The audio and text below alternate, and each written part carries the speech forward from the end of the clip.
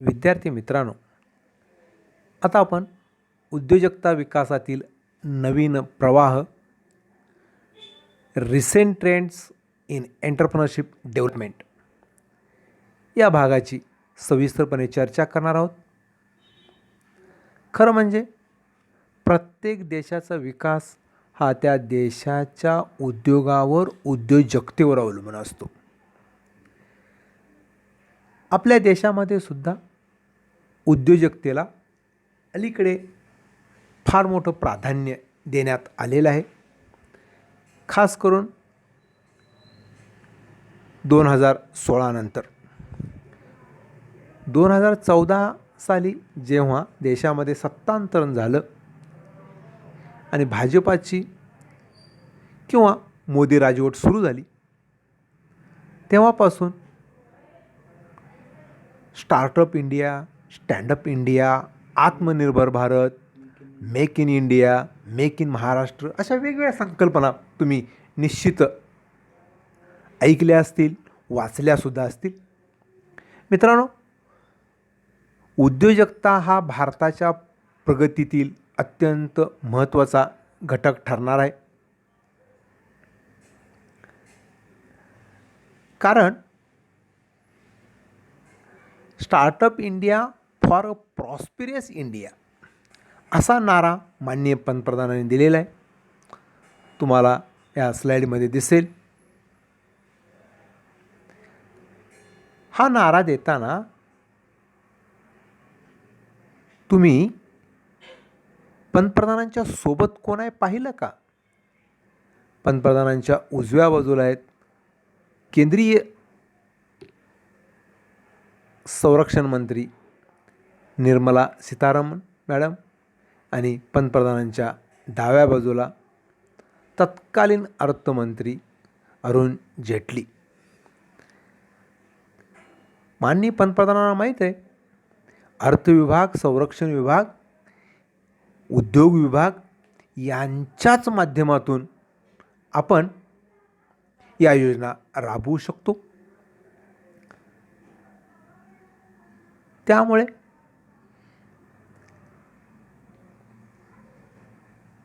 Self certificate regime, hassle free registration through mobile app, no labour inspection for initial 3 stages, funding support worth ₹10,000 crores through funds, credit guarantee fund for startup, 80% rebate on patent application, income tax relief for first 3 years म्हणजे पहिल्या 3 वर्षासाठी अशा उद्योगांना आयकरातून सवलत दिली जाणार आहे. एक्झम्पशन फ्रॉम कॅपिटल गेन टॅक्स ही सुद्धा एक करातील सवलत आहे. Easy exist with the help of proposed bank म्हणजे या उद्योगामध्ये जसं सहजतेने आपण येऊ शकतो तसं सहजतेने या उद्योगातून आपल्याला बाहेर पडता येतं. अशा प्रकारची एक चांगली योजना भारत सरकारने राबवायला सुरुवात केली. कारण देशाचा विकासाचा गाडा अधिक वेगाने आपल्याला न्यायचा आहे. स्टार्टअप इंडियाविषयी बोलताना मी असं म्हणेन, या योजनेचा शुभारंभ माननीय प्रधानमंत्री नरेंद्र मोदी यांनी 16 जानेवारी 2016 रोजी केलेला आहे. या योजनेची खास काय वैशिष्ट्य, जसं मगाशी इंग्रजीमध्ये पाहिली त्याचं मराठी थोडंसं रूपांतर आपण पाहू शकतो. या योजनेनुसार त्या उद्योगाचं मुख्यालय हे भारतात असलं पाहिजे. त्याचप्रमाणे हा उद्योग अलीकडील 10 वर्षाच्या कालावधीत सुरू झालेला असावा आणि त्यांची वार्षिक उलाढाल 100 कोटीपेक्षा कमी असली पाहिजे. सर्वात महत्त्वाचं म्हणजे आय मेड हे या उपकरणाचं सर्वात खास असं वैशिष्ट्य आहे.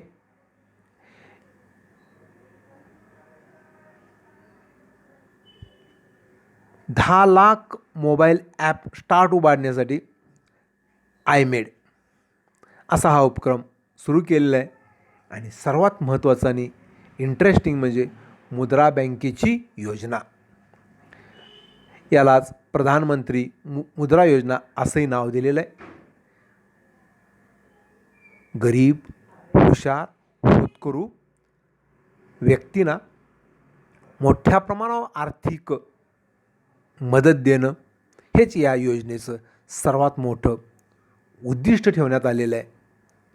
आणि ह्या योजनेचा खरा नारा आहे तो म्हणजे भारत नोकरी शोधणारा देश. भारत नोकरी शोधणारा देश याऐवजी नोकरी निर्माण करणारे राष्ट्र आपणास बनवायचे आहे. मित्रांनो, आज राष्ट्रीय आंतरराष्ट्रीय स्तरावर जर पाहिलं तर कितीतरी बुद्धिमानी लोक ज्यांचा जन्म मूळ भारतात झालेला आहे, परंतु आंतरराष्ट्रीय किंवा वेगवेगळ्या देशामध्ये आपल्या ज्ञानाच्या कौशल्याच्या आधारे त्या ठिकाणचे उद्योग व्यवसाय अत्युच्च शिखरावरती नेण्याचा त्यांनी प्रयत्न केलेला आहे. यालाच आपल्या देशातील ब्रेन ड्रेन ही संकल्पना काही वर्षापूर्वी अर्थतज्ज्ञांनी वापरली होती. आपल्या देशातील बुद्धिमान लोक दुसऱ्या देशात जात आहेत असं न होता त्यांनी याच देशात काम करावं, या देशाच्या विकासासाठी काम करावं, यासाठी ही स्टार्टअप कन्सेप्ट अत्यंत प्रभावीपणे मांडण्याचा माननीय पंतप्रधानांनी प्रयत्न केलेला आहे.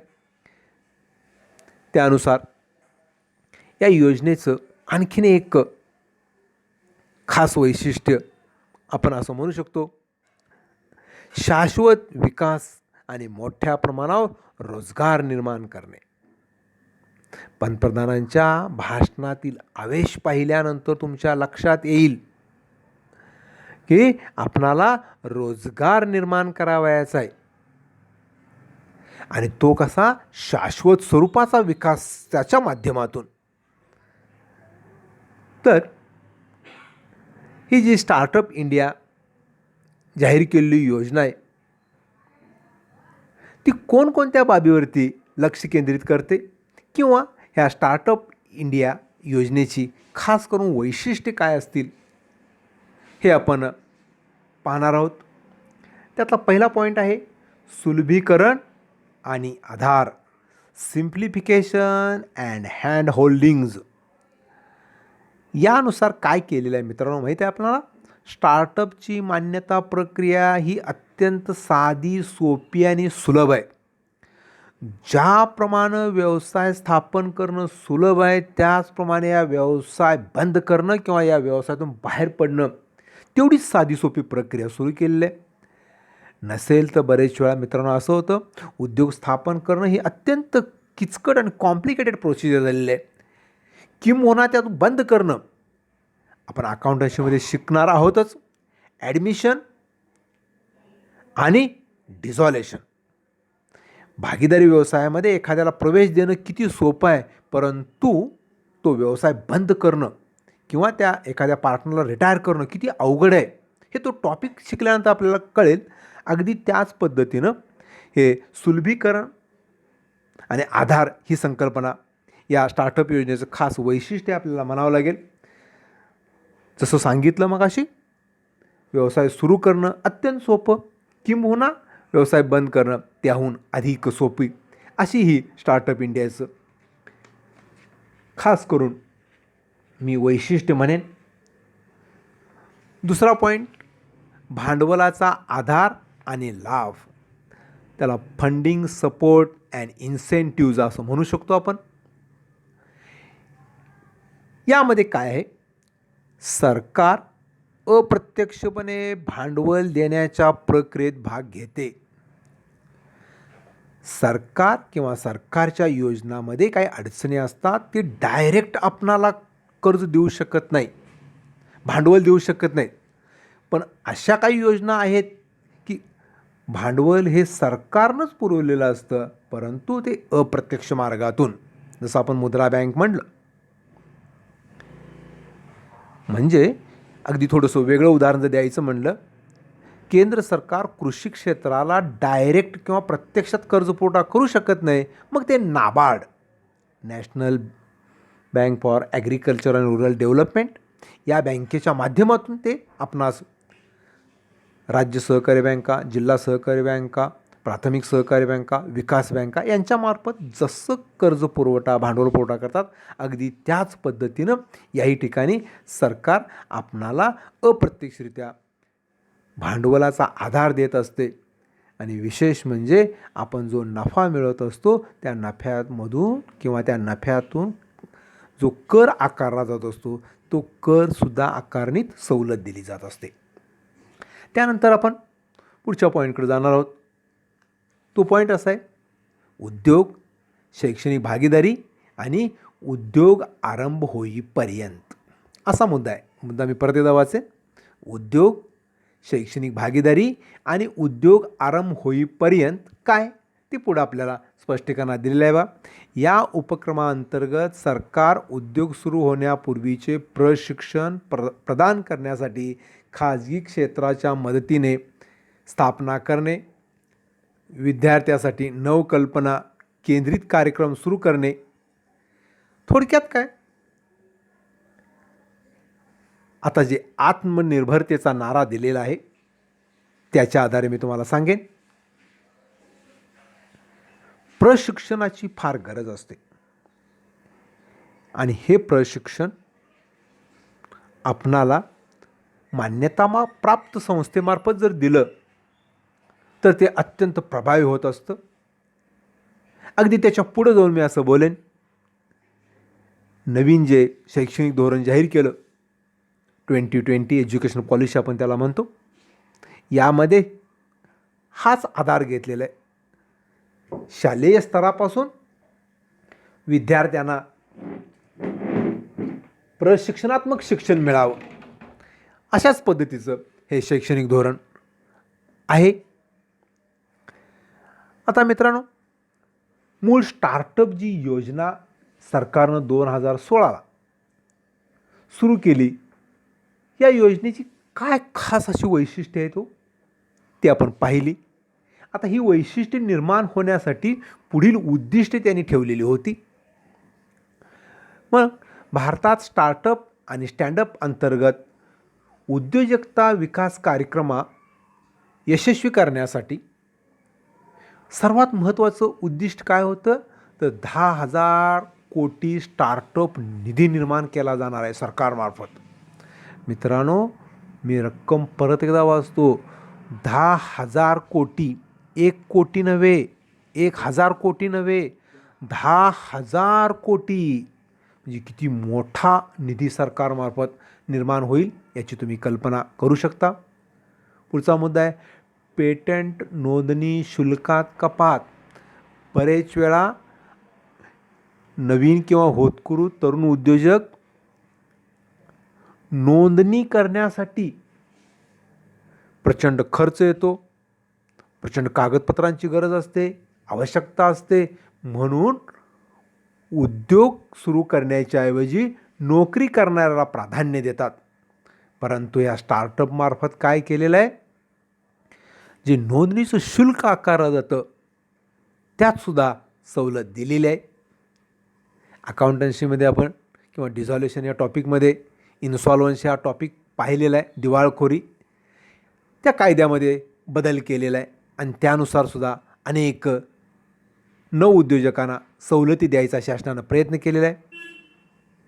याच्यापेक्षा सर्वात महत्त्वाची गोष्ट म्हणजे पुढच्या मुद्द्याच्यामध्ये दिसते आपल्याला, पहिल्या 3 वर्षाच्या तपासणी गोपनीय ठेवण्यास स्वातंत्र्य. काय असतं मित्रांनो, मी एवढं कॉन्फिडन्सली तुम्हाला का सांगतो,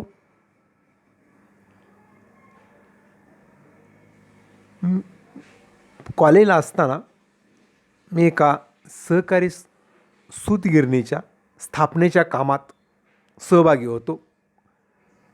नशिबानं बरेच वेळा मुंबईला, दिल्लीला जाण्याचा योग पण आलेला होता. मी कॉमर्सचा असल्यानं त्या मॅनेजमेंटचा माझ्यावरती प्रचंड विश्वास होता आणि मला अकाउंट्स लिहायला दिलेले होते. आणि अकाउंट्स लिहिताना खर्च नेमका काय झालेला आहे आणि तो कोणत्या हेडखाली घ्यायचा असतो याचं मी प्रत्यक्षाने बारकाईनं पाहिलेलं आहे. त्यामुळं प्राथमिक अवस्थेमध्ये सर्वच गोष्टी ह्या स्पष्टपणे सांगता येत नाहीत किंवा दाखवता येत नाहीत. काही गोष्टी ह्या गोपनीय ठेवाव्याच लागतात आणि अशा गोष्टी 3 वर्षे गोपनीय ठेवण्यास आपणाला स्वातंत्र्य मिळाले आहे. हा एक उद्योजकासाठी किंवा न उद्योजकासाठी बूस्टर डोस आहे असं मी समजतो. पुढचा मुद्दा असा दिसेल बा आपल्याला, पहिल्या प्रथम 3 वर्षाच्या कामकाजासाठी भांडवली उत्पन्न करातून मुक्तता मिळणार आहे. म्हणजे आपल्याला कोणत्याही प्रकारचा टॅक्स आकारला जाणार नाही किंवा आकारला तर अत्यंत तो जुजबी स्वरूपाचा असेल किंवा त्याला आपण नगण्य स्वरूपाचा टॅक्स म्हणू शकतो. आता 6व्या मुद्द्यात जर आपण विचार केला तर मित्रांनो, तो मात्र थोडंसं बिझनेस एथिक्सचा प्रकार आहे. स्वप्रामाणिकरणास मान्यता. ॲक्च्युली कसं असतं बा, आपण काय आहोत हे सर्वप्रथम आपणाला माहीत असतं आणि ते स्वतःचं मूल्यमापन, स्वतःचा मानक आपण प्रामाणिकपणे किंवा आपलं प्रमाण आपण जाहीर करावं, अशा प्रकारचा हा मुद्दा आहे. म्हणून म्हणलं हा बिझनेस एथिक्स आहे. मी जास्त स्पष्ट बोलू शकत नाही या पॉईंटवरती. पुढेही दिसेल आपल्याला 5 लाख शाळा आणि 10 लाख विद्यार्थ्यांना नाविन्यपूर्ण उपक्रमासंबंधी कार्यक्रमात सहभागी करून घेणे, त्यांच्यामध्ये उद्योजकतेविषयी गोडी निर्माण करणे, जागृती निर्माण करणे आणि उद्योजकतेचं त्यांना महत्त्व पटवून देणे, हा याच्याशी संबंधित मुद्दा आहे असं मला वाटतं. पुढं आपण विचार केला तर आपल्याला असं दिसेल पहा, नाविन्यपूर्ण उपक्रमासंबंधी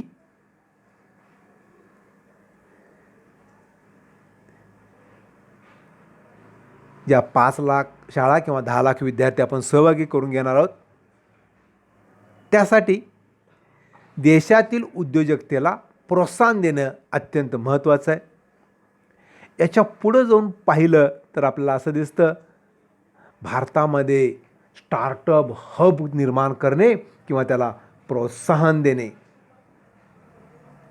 ही फार मोठी आव्हानात्मक बाब आहे आणि ते सुद्धा सरकारनं जाहीर केलेलं आहे आणि त्याचं आव्हान स्वीकारायचं ठरवलेलं आहे. आणि मित्रांनो, त्याला आपण लास्ट बट नॉट लिस्ट असं नेहमीच म्हणत असतो. आपणास माहीत आहे, राजस्थान जगातलं सर्वात मोठं वाळवंट, सहारा वाळवंट असं म्हणतो, ते आफ्रिकेमध्ये आहे. आणि भारतातील सर्वात मोठा वाळवंटी भाग ज्याला आपण राजस्थानमध्ये आहे असं म्हटलं जातं. तर या राजस्थानसाठी उष्मायन केंद्र जे ओएसिस रूपात कार्य करेल, हाही अत्यंत आव्हानात्मक दृष्टिकोन शासनानं आपल्या समोर ठेवलेला आहे. उद्देश हा एकच आहे, भारतामध्ये उद्योजकता वाढली पाहिजे. म्हणून मी तुम्हाला सुरुवातीला सांगितलेलं आहे, भारत हा नोकरी मागणाऱ्यांचा देश, ही आपल्या देशाला जे लेबल लावलेलं आहे, मी याच्या पुढं जाऊन म्हणेन, हा आपल्या देशाला जो कलंक लागलेला आहे तो पुसून टाकण्यासाठी आपला देश उद्योग असा निर्माण करेल, एवढी उद्योजकता वाढीस लागेल की आपल्या देशातील नव्हे तर दुसऱ्या देशातील लोकसुद्धा भारतामध्ये नोकरी मागण्यासाठी येतील. त्यासाठीच ही स्टार्टअप इंडिया ही संकल्पना आहे. तुमच्या लक्षात येण्यासाठी हेच फक्त तुम्हाला मी दाखवतो. आज या पद्धतीनं खास करून मुंबई, कलकत्ता, बेंगलोर, चेन्नई हे जे कारखानदारीचे ठराविक क्षेत्र केंद्रित झालेले आहेत. याच्याऐवजी सर्व देशभर अशी कारखानदारी उभारावी. कारण मित्रांनो, कोणताही उद्योग छोटा नसतो. त्याची सुरुवात फक्त छोटी असते, परंतु उद्योग एकदा सुरू झाला तर त्याचं वटवृक्षात कधी रूपांतर होतं आपल्यालाच कळत नाही. कोणतंही उदाहरण तुम्ही नजरेसमोर घेऊ शकता, पाहू शकता. माझ्यासमोर अनेक उद्योग मी पाहिलेले आहेत की जे अल्पावधीतच यशाच्या शिखरावरती पोहोचलेले आहेत. म्हणून तुम्ही पण ह्या स्टार्टअप योजनेची उद्दिष्टे समजून घ्या, वैशिष्ट्ये समजून घ्या आणि ते आचरणात आणायचा प्रयत्न करा. नोकरी मागायची नाही तर नोकरी द्यायची, हे जिद्द मनात ठेवा. अभ्यासाला लागा, निश्चित तुम्हाला यश मिळेल. हा आशावाद व्यक्त करतो आणि आभार व्यक्त करतो. थांबतो. धन्यवाद.